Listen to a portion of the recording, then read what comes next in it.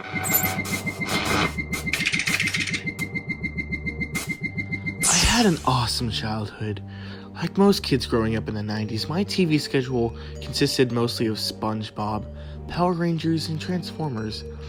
For the most part, I wasn't into really kiddie shows like Barney or Mr. Rogers or anything like that.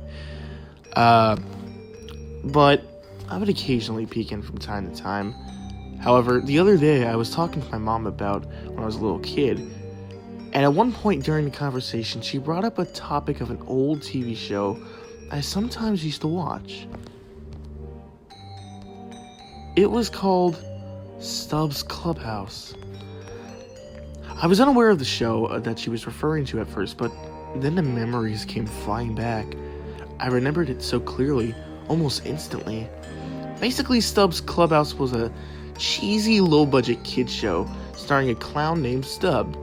He had a rainbow-colored jacket, a hat, and if my memory serves correctly, he wore black pants with stars in them. The show was kind of a rip-off of Pee-wee's Playhouse. Even as a young kid, I could tell that. Basically, Stubbs lived in this big clubhouse, which, strangely enough, looked like just like a normal house. I assume that was due to their low budget. And Stubbs had a group of friends who lived in the clubhouse. I don't remember much, but I vaguely remember a poodle and a man in a really badly made elephant costume. Like I said, I don't remember much about the show, and I didn't watch it very much, mainly for two reasons. One, it aired on a very strange and late time around 10:30, which is really bizarre for a kid's show. And two, it only aired really on this obscure channel called Channel Beboo, which only aired shows for about 3 years, and then the channel was shut down for unknown reasons. The only other thing I can remember about the show was the theme song. It was sung by a woman who sounded like she was half asleep while singing it, and the background music was played entirely on a saxophone. And around November of 2006, I had just turned 14, and this was a few days after the conversation with my mom. I decided to treat myself to a little trip of half-price books. See, I like half-price books more than, Barron's or novels, because you can find older books in movies as opposed to up-to-date stuff at BN. So I was browsing through the videotapes, searching for a tape of one of my favorite shows, Street Sharks, a show about anamorphic sharks that fought crime. I was going through the tape in alphabetical order, and when I reached the S section, something caught my eye. It was the tape.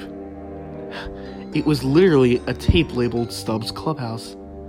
The case had no logo or picture indicated on it, and there was no anything to indicate that it was Stubbs Clubhouse.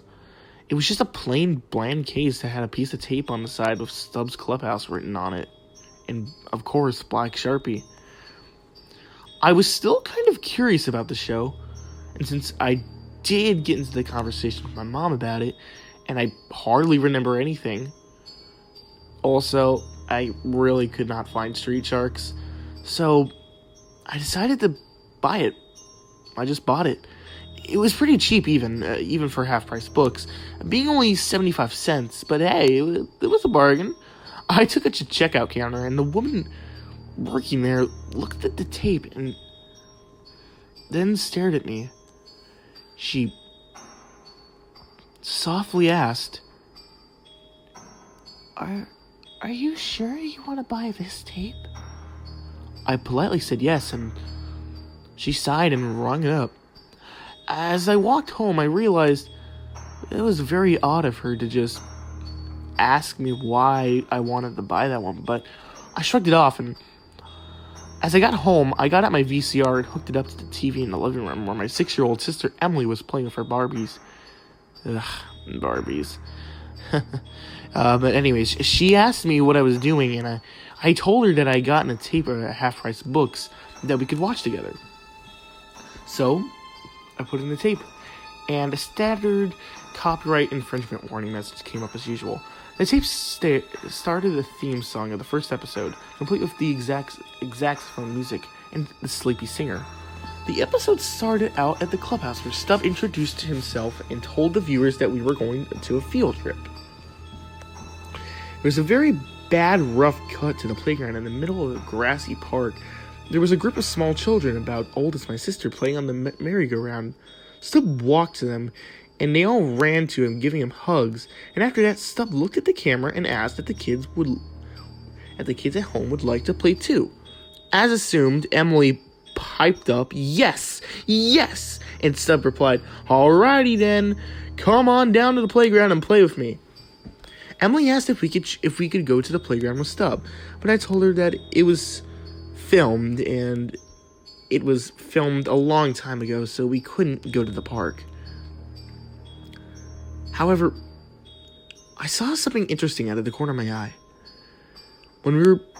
We have a playground in our neighborhood, about a block from our house, but close enough that you could see it from our living room. It took me a second to make the connection, but it hit me. The playground in the video was the same as the playground in the neighborhood, and it hit me even more. The same children in the show were playing on our playground right now. They were doing this. They had the same clothes, and they were doing the exact same movements, almost exactly the same actions, almost as if the video were being filmed live. And then I noticed something that disturbed me greatly. In the video, one of the children was holding Stubbs' hand, and they were skipping together. And when I looked outside of the window, that same child was making a motion like he was holding someone's hand. But there was no one there. I was shocked, and I immediately ejected the tape, much to Emily's sadness as she was begging to grow fond of the show. I took the tape and threw it in the garbage. I thought I was done with Stubb after that. After all, I threw it in the trash, so what more could happen? But I was wrong. The next day, when my mom picked Emily up from kindergarten, Emily told me that she saw Stubb following them, driving a black van. And she said that she looked at the back window and saw Stubb behind the wheel of the van. And she told me, and that she had told Mom earlier, but Mom didn't see any cars or vans whatsoever in the rearview mirror. Emily told me she was confused and somewhat worried. I told her not to worry and try to relax. At night, I went against my best judgment and decided to fish out the tape out of the trash and watch the episode. The theme song started, but something was wrong. The xylophone was very distorted, and the woman's voice sounded a lot deeper and a bit messed up, as well as the title came up again, and the colors were more dull, being composed of shades of brown and gray rather than the usual bright and red and yellow. I decided to brush it off and hopefully just say it was some sort of glitch or it was just a really messed up tape. So I continued watching. And then it roughly cut to a still image of Stubb staring at the camera. After a while, I realized that it wasn't a still image. It was a video of Stubb sitting motionless and staring directly at the viewer. Stubb would turn his head as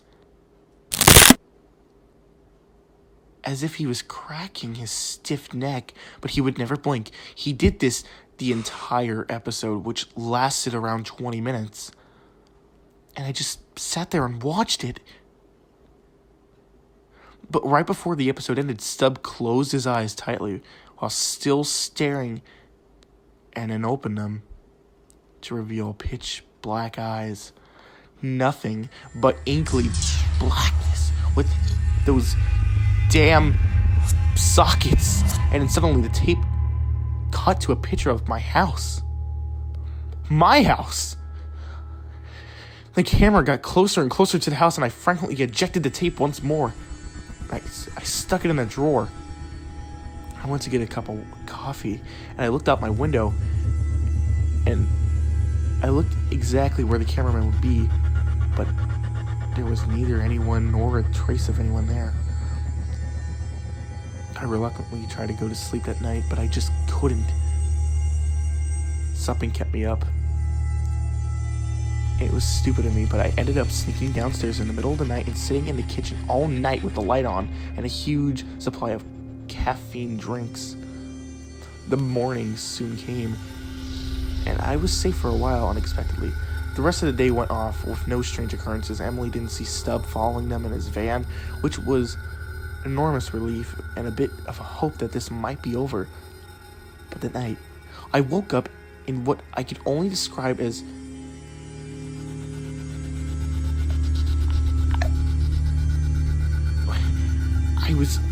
I can only describe it as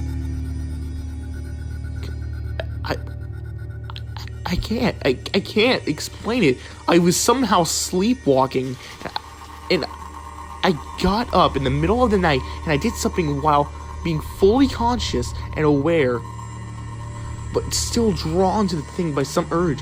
I subconsciously took the tape from the drawer and placed it back into the VCR, and I sat down on the couch and suddenly awoke from my sleep. I noticed I was on the couch about to watch the tape. I wanted to take the tape out and go back upstairs, but a strange urge or force told me I needed to watch the final episode. The opening started, and this time it was totally different. The xylophone had been replaced with a loud banging, and the voice had now become deep, demonic sounding voice. The singing lyrics in a language I could not understand. The title came up, and the title card looked like it had been slashed by claws of a large animal. When the episode turned on, Stubb was sitting at a table with some children. He asked the children if they wanted to play a game, and they urgently said yes. Stubb reached under the table and revealed a large carving knife. He asked one of the children to place their hand on the table, and a small girl nodded and did so.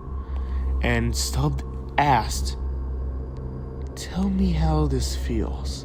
He then began to slowly slice in a thin layer of flesh from the girl's arm, like he was peeling a potato. Blood immediately began to flow, and the room was filled with sounds of the girl's screams. And the other children did not run. They just watched calmly, as if they wanted to actually see the rest. He asked the girl, "Doesn't it feel happy?"